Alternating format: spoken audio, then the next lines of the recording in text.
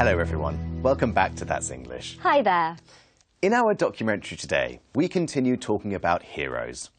We'll see how the notion of heroes has changed over time, from ancient warriors and military figures to explorers, radicals and activists.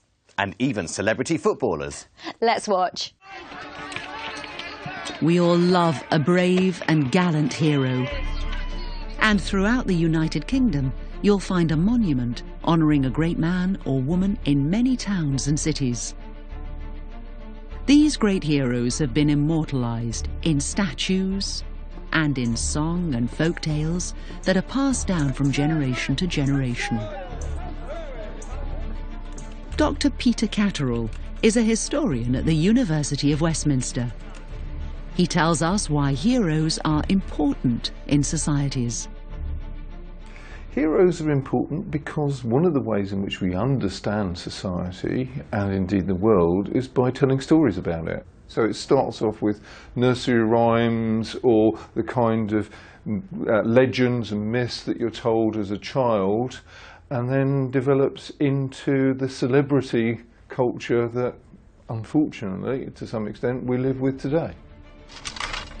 Centuries ago, heroes made their name on the battlefield.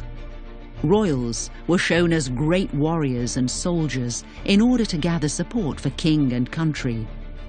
One of the earliest of these military titans was not a man, but a woman. Her name was Boudica, and she was a Celtic warrior whose army destroyed a number of Roman cities, including what is now London. She was eventually defeated by the Roman Empire, and for centuries, Boudica was forgotten. However, she was rediscovered during Queen Victoria's reign and branded a national heroine. And by identifying with an ancient warrior queen, Queen Victoria strengthened her own image as a powerful female monarch. While Boudica was a hero to the Celts, she was a villain to the Romans. Making a hero rather than a villain is a matter sometimes of timing. So if we take someone like the Duke of Wellington, he was a hero during the Peninsular War while he was liberating Spain from Napoleon. He was a hero after Waterloo. He then becomes a villain when he's Prime Minister. He arguably becomes a hero again after his death. So he goes through cycles, and you could argue people do often go through cycles in terms of how they're seen. During the 18th and 19th centuries, people mostly admired military heroes. The most popular of these were Lord Nelson and Napoleon to the French. By the 20th century, the new heroes who were emerging did not necessarily carry a gun or a sword. One of them was Sir Ernest Shackleton. He was neither military nor political. He was an Antarctic explorer who saved his crew after his ship Endurance became trapped in Antarctic sea ice. A century after his death, people still visit Shackleton's grave to pay their respects to the captain they call the boss.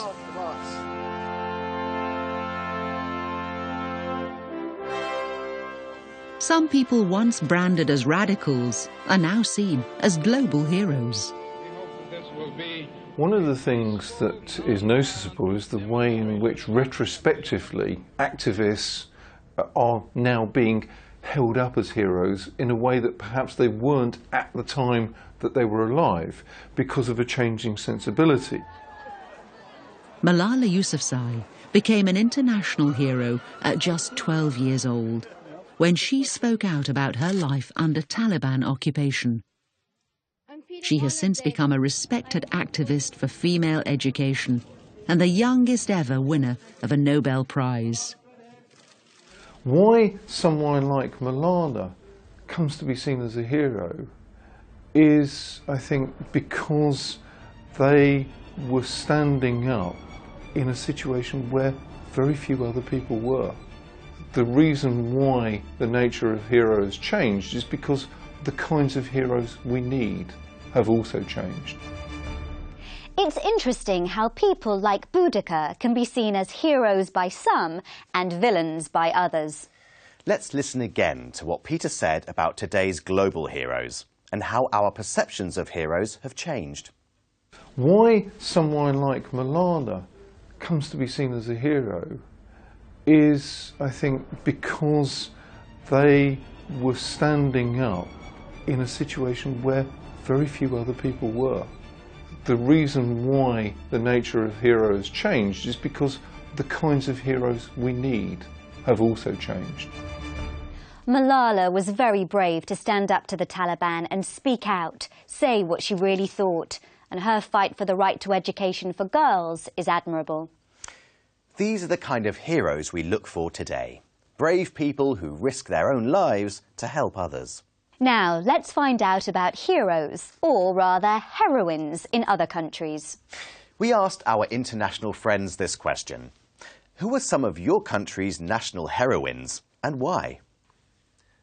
Portia Simpson is a heroine in Jamaica, for she is the first female prime minister that we've had, and she has held the office twice, and in between has been leader of the opposition, so she's been around politically for a while, and that makes her a hero in my books.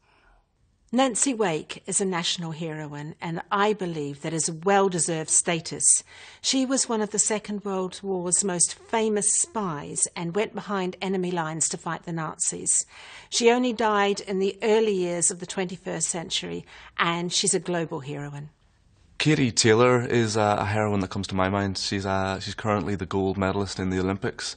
And sport's obviously a huge thing in Ireland, so for her to bring the gold medal back to us, we don't get many of them, but that was a huge moment for us.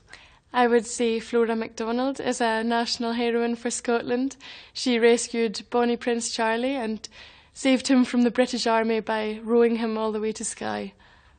National heroine, I'm not sure how national, but a famous heroine is Katrina Kaif, highest paid actress in India. And how much she deserves, I'm not sure, but she's British, so she doesn't know the language as well, but she's willing to learn, so that's a good thing. Princess Diana is a national heroine. I think she deserves that status, considering how much charity work she did. Rosa Parks is a great heroine of mine. She was a civil rights activist who fought against segregation in the 50s. So, the Jamaican mentioned Portia Simpson, who has been Prime Minister twice.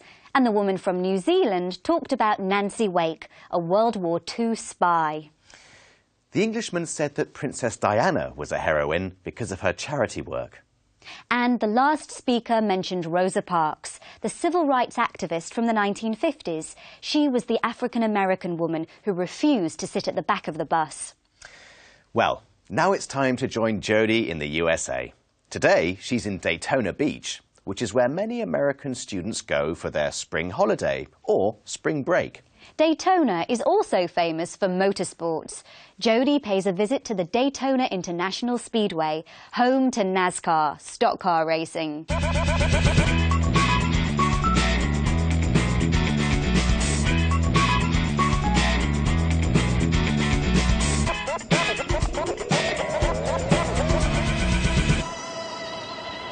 Hello. Today, we're in Daytona Beach. Mornings are often foggy here, but by noon, the sun will be shining brightly. According to all the signs, this is the world's most famous beach. Daytona has 23 miles of white, sandy beaches. The Daytona Beach Pier is the most recognizable and historic landmark in the city. The oceanfront boardwalk is a popular spot by day or night. There's always something going on here. Today, there's a cheerleading competition.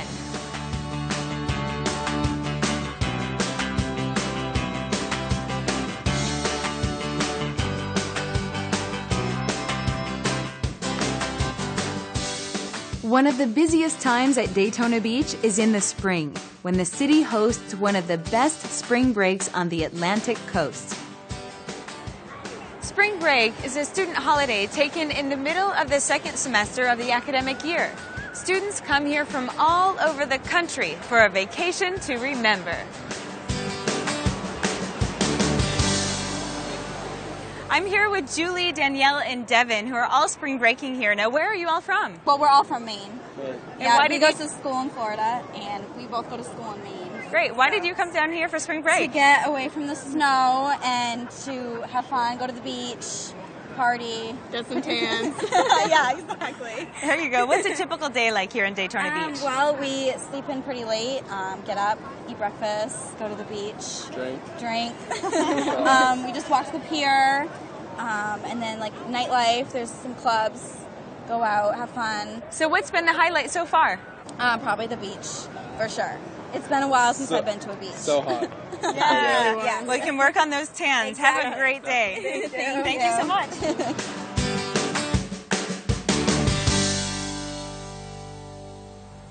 Daytona Beach is the birthplace of the motorsport of NASCAR racing. I'm at Daytona International Speedway, home to some of the most famous races in the world. NASCAR stands for National Association for Stock Car Auto Racing. A stock car is any production-based car used in racing. Most American stock cars today may look like standard family vehicles on the surface, but they are really purpose-built racing machines. I'm here with Herb at the World Center of Racing, Daytona International Speedway. Herb, tell us about the history of the Speedway. Opened in February 1959 with the Daytona 500, the great American race. And it was a great American race from the beginning, the idea of NASCAR founder Bill France Sr. What is it that attracts visitors here? The speed that the cars are able to travel around this massive facility, and the banking. 31 degrees in the turns, designed to let the cars travel at very high speeds, but also designed to let the spectators in the stands see the racing. Who is the hero at the Speedway? The hero at Daytona, without a doubt, Richard Petty. 7-time NASCAR champion, but also 7-time Daytona 500 champion. Very interesting. Thank you so much. Thank you. This is the Wall of Winners. These are more of Daytona's heroes, all the winners of the Daytona 500 since 1959. This car is a recent winner and was driven by Joey Logano. All this talk of racing makes me want to try it for myself. I'm at Speed Park Motorsports, where I'm going to drive a go-kart.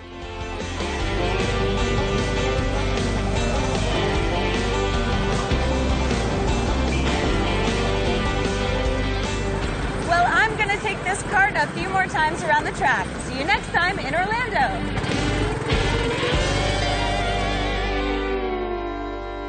Herb explained that the stock cars can travel very fast at the speedway because of the steep angle or banking.